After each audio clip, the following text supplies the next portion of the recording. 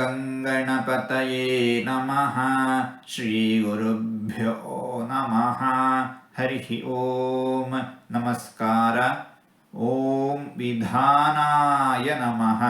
ಯಾವುದನ್ನಾದರೂ ಮಾಡುವ ರೀತಿ ಹೀಗೆ ಮಾಡಬೇಕು, ಯಾವುದಾದ ಮೇಲೆ ಯಾವುದು ಮಾಡಬೇಕು ಎನ್ನುವ ರೀತಿಯನ್ನು ವಿಧಾನ ಅಂತ ಕರೆಯುತ್ತಾರೆ.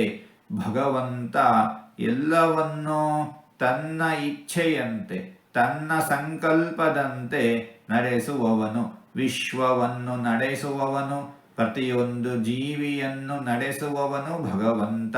ತನ್ನ ಸಂಕಲ್ಪಾನುಸಾರ ಇಚ್ಛಾನುಸಾರ ಸರ್ವರನ್ನು ನಡೆಸುವವನು ಭಗವಂತ.